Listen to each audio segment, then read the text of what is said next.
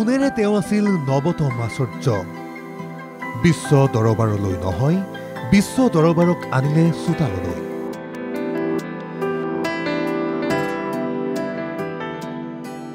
কামত নিপুণ, চিন্তাত চিকুণ, এটা নামেৰেই বিভূষিত, এটাই চিনাকি। অসমৰ এটি নাট্য চিন্তা হালনিৰ শুক্ৰাচাৰ্য।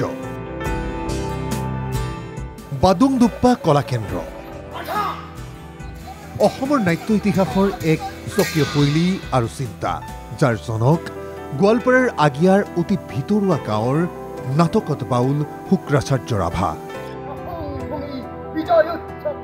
বাদুংডুপ্পা কলাকেন্দ্ৰ ৰামপুৰ নামৰ এটা সৰু চিন্তাই এদিন ভাৰতীয় তথা বিশ্ব নাট্য পটভূমিৰ এটি চিনাকি নাম হৈ পৰিল।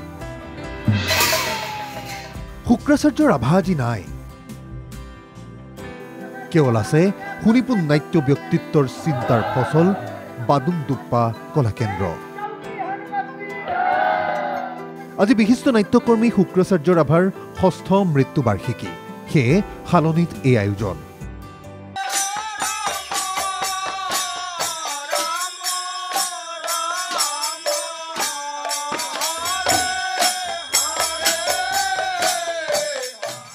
বহু বঁটাৰে বিভূষিত ৰাভাক এইদৰেই কৰা হৈছে সোঁৱৰণ।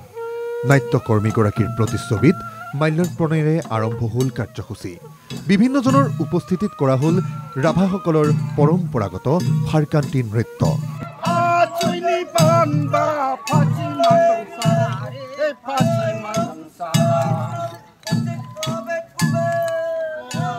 ৰামপুৰৰ এই হালনিতে কোনো যান্ত্ৰিক সাহায্য নোহোৱাকৈয়ে দিনৰ পোহৰত নাটক কৰিছিল শুক্ৰাচাৰ্য ৰাভাই। বহিৰাষ্ট্ৰৰ বিভিন্ন দেশৰ সৈতে চলাইছিল সম্পৰীক্ষা। ৰাভাৰ আৰ্হিত ভাৰতৰ বিভিন্ন প্ৰান্তত গঢ় লৈ উঠিছে এতিয়া নাট্য দল।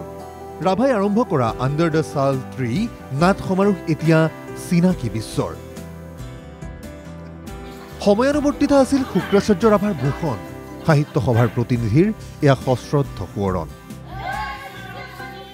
বিশ্বৰ দৰবাৰখনক আমাৰ চোতালত আনি তেখেতে দেখুৱাই থৈ গ'ল যে কৰ্মৰাজিয়ে, কৰ্ম সংস্কৃতিয়ে যে বিশ্বখনত নিজকে প্ৰতিষ্ঠিত কৰিব পাৰি, নিজৰ লগতে জাতিক প্ৰতিষ্ঠিত কৰিব পাৰি, সমাজ এখনক প্ৰতিষ্ঠিত কৰিব পাৰি, সেই কথা তেখেতে দেখুৱাই থৈ গ'ল।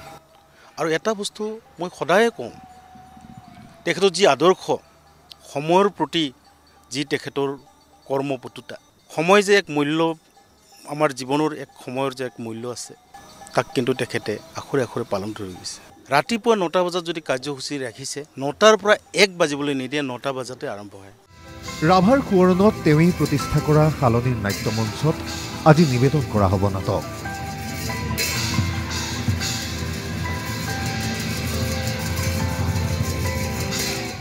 আজি ৰাতিপুৱা কাৰ্যসূচী আছিলে শ্ৰদ্ধাঞ্জলি কাৰ্যসূচী।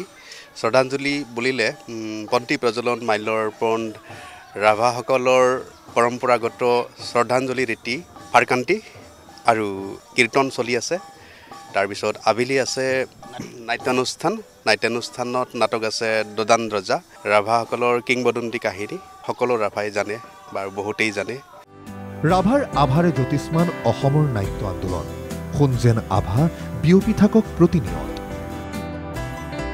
বিশ্ব দৰবাৰলৈ ওলাই যোৱাৰ প্ৰৱণতা পৰিহৰি বিশ্বক নিজ চোতাললৈ অনা ৰাভাৰ চানেকি যুগমীয়া হওক।